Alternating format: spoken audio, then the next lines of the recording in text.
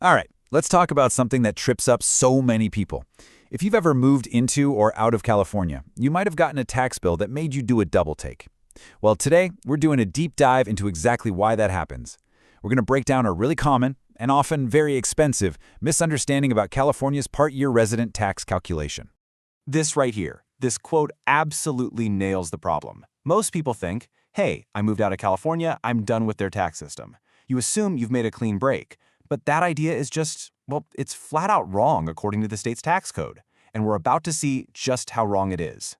So we've got a name for this whole mess, the part-year residency tax rate illusion. It's this huge gap between what you expect to pay on the income you made in California and what the law actually makes you pay.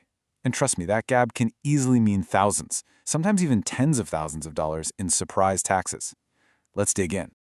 Okay, here's our game plan. We'll start with the illusion itself. Then we'll look at the specific law that creates it. From there, we'll walk through the actual tax forms, break down the math, touch on some tricky, sticky income, and then wrap it all up with a side-by-side of the illusion versus reality. All right, first up, let's really frame the core issue. This entire illusion boils down to one simple but super important misunderstanding.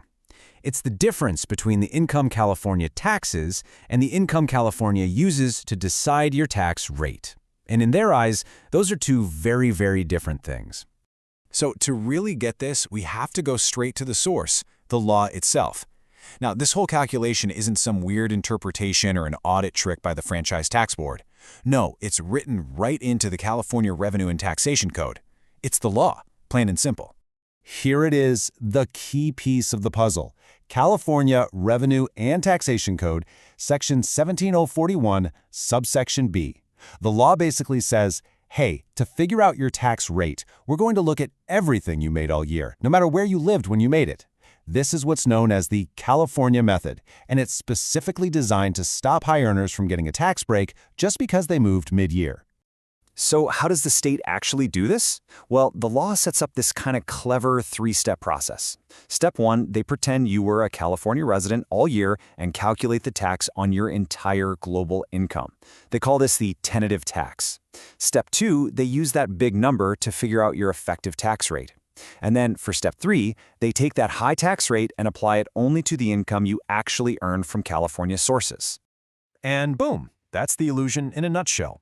You confuse the tax base, that's your California source income, with the rate determinant, which is your worldwide income. It's like you're only paying for a small slice of pizza, but the price per slice is based on you buying the whole gigantic party-sized pie. Okay, enough theory. Let's see how this all plays out on the actual tax forms. We're going to pop the hood on Schedule CA for Form 540NR, because this form, with its 5 columns, is really the engine of this whole calculation.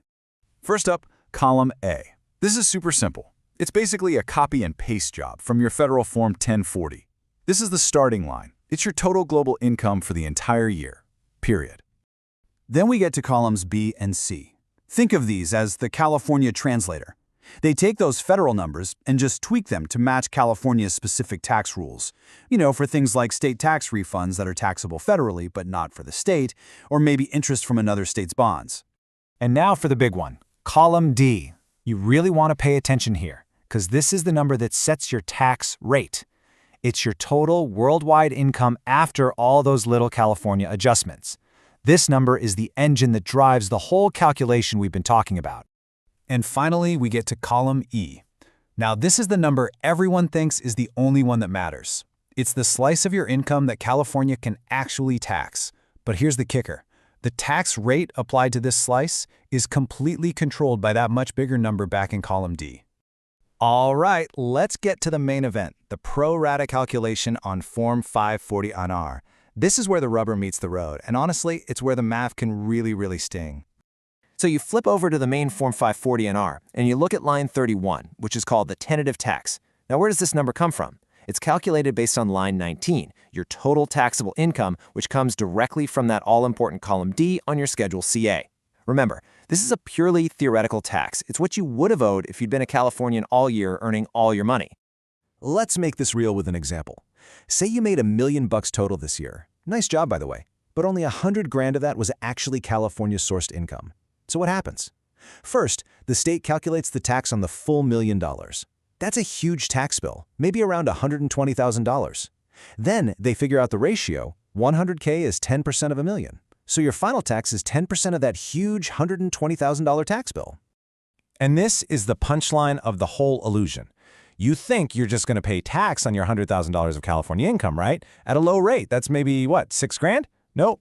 Because of the California method, your actual bill is going to be closer to $12,000. It's literally double what you expected. Why?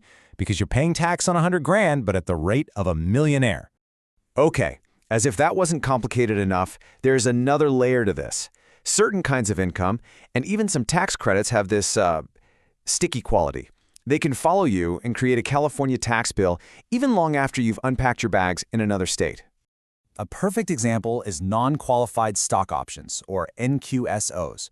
For these, California doesn't care where you are when you exercise them. What they care about is where you worked during the vesting period, that time between when the options were granted and when they vested. So yeah, you could be living in Florida for 3 years, exercise your options, and still get a surprise tax bill from California for the workdays you spent there years ago. Now, not all equity is treated the same. Incentive stock options, ISOs, are interesting. If you play your cards right and hold them long enough after moving, you can actually plan to avoid that California tax. But then you have restricted stock units, or RSUs, and nope, those are sticky, just like NQSOs. They create what we call a trailing tax liability for years. The one bright spot? Usually it's straight-up capital gains from selling regular stock. That's generally sourced to wherever you live at the time of the sale. That's a rare clean break. And here's another little trap to watch out for: personal exemption credits. See this number? For joint filers in 2024, if your federal adjusted gross income, not your California AGI, your federal AGI, goes over about $489,000, those credits start to disappear. The law, R&TC Section 1705 4.1, is super specific about this. The reduction is based on your total income, and it happens before any of the pro rata math. So a lot of high earners just lose the credit completely, even if their California income was tiny. All right, let's wrap this all up. Let's put the illusion and the reality side by side one final time so it really sinks in. Just look at this. The illusion is simple. You think you're getting taxed on $100,000 at a nice low rate. The reality? The reality says, nope, we're going to determine your rate based on your $1 million of income and then apply that much higher rate to your smaller California portion. It's all because of that R&TC Section 17041B2 ratio. It's designed to preserve the state's progressive tax system no matter what. So, the big question for you is, now that you get how the California method really works, how does that change things? Because knowing this isn't just trivia. It's absolutely the key to smart tax planning in a year you move. It affects when you sell stock, when you exercise options. It affects everything. And when you're dealing with California's tax system, which is famous for being sticky, well, being forewarned is absolutely being forearmed.